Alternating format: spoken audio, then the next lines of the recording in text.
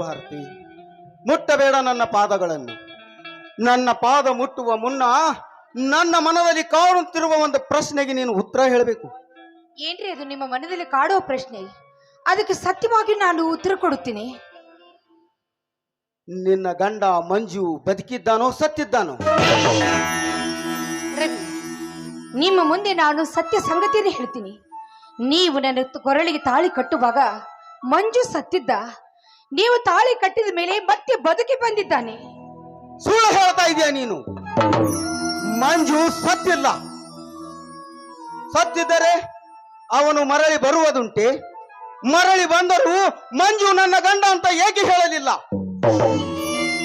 ನಾನು ನಿಮಗೆ ಮೋಸ ಮಾಡಿಲ್ಲ ರವಿ.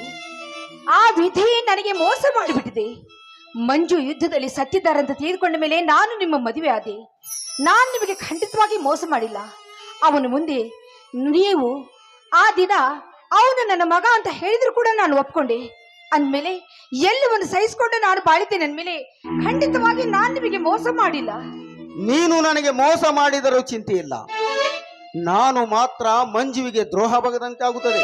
ಅದು ಹೇಗೆ? ಮಂಜು ತಾಳಿ ಕಟ್ಟಿದ ಹೆಂಡತಿಗೆ ನಾನು ತಾಳಿ ಕಟ್ಟಿರುವೆ.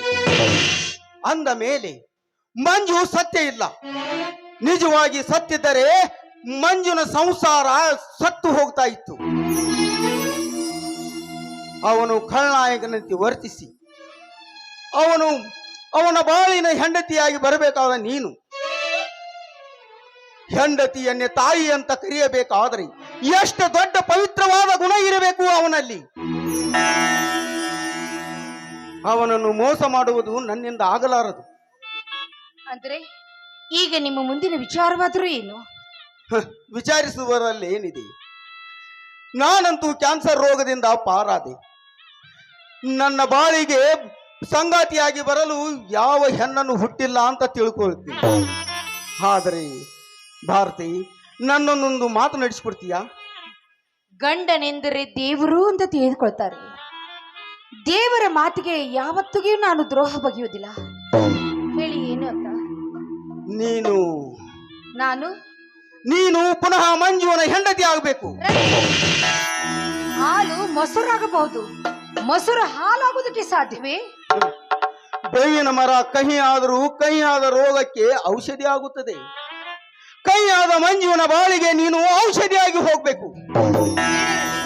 ಬೇಡ, ನೀವು ನನ್ನನ್ನು ಕಳೆದುಕೊಂಡು ಖಂಡಿತವಾಗಿ ನೀವು ಬದುಕಿದ್ದೀವಿಲ್ಲ. ಮಂಜು ಯುದ್ಧದಲ್ಲಿ ಸತ್ತಿದ್ದಾರೆ ಅಂತ ನಾನು ತಿಳಿದುಕೊಳ್ತೀನಿ. ಆದ್ರೆ ನೀವು ಮಾತ್ರ ನನ್ನ ಕೈ ಬಿಡಬೇಡಿ. ನೀವೇ ನನ್ನ ಪತಿ, ನಾನೇ ನಿಮ್ಮ ಸತಿ. ನೋಡು, ನಿನಗದೇನು ತಿಳಿಯುವುದಿಲ್ಲ. ನಾನು ಹೇಳಿದಷ್ಟು ಕೇಳು. ನೀನು ಈಗ ಹೋಗಿ ಹೊಸ ಸೀರೆಯನ್ನು ಉಟ್ಟು ಹೂವನ್ನು ಮುಡಿದುಕೊಂಡು ನನ್ನ ಜೊತೆ ನಡಿ. ಮಂಜು ನಿನ್ನ ಒಪ್ಪಿದ ಮೇಲೆ ನಾನೇ ನಿನ್ನ ಮಗುವಾಗುತ್ತೇನೆ. ಹೌದು ಭಾರತಿ, ತ್ಯಾಗ ಮಾಡಿದವರಿಗೆ ತ್ಯಾಗ ಮಾಡಲೇಬೇಕು. ಈ ತ್ಯಾಗದಲ್ಲಿ ನನ್ನ ಪ್ರಾಣ ತ್ಯಾಗ ಮಾಡಲು ನಾನು ಸಿದ್ಧನಿದ್ದೇನೆ. ದಯವಿಟ್ಟು ಅಂತ ಮಾತನಾಡ್ತೇನೆ. ಈ ನಿಮ್ಮ ತ್ಯಾಗವನ್ನು ನಾನು ಯಾವ ಜನ್ಮದಲ್ಲೂ ಮರೆಯುವುದಿಲ್ಲ. ನಿಜವಾಗ್ಲೂ ನೀವೇ ನನ್ನ ಪತಿ ದೇವರು. ಭಾರತಿ, ನೀನು ಹೆಚ್ಚು ಕೇಳಬೇಡ. ಈಗ ಸುಮ್ಮನೆ ನಡಿ. ದಯವಿಟ್ಟು ನಾನು ಮಾತನಾದ್ರೂ ಕೇಳಿ. ಭಾರತಿ, ಆಯ್ತು, ನೀವೆಲ್ಲಿ ಮುಟ್ಟಿಸ್ಬೇಕು ಅಂತ ಮಾಡಿದ್ದೀರೋ ಅಲ್ಲಿಗೆ ನಾನು ಮುಟ್ಟುವುದಕ್ಕೆ ಸದಾ ಸಿದ್ಧಳಿದ್ದೀನಿ.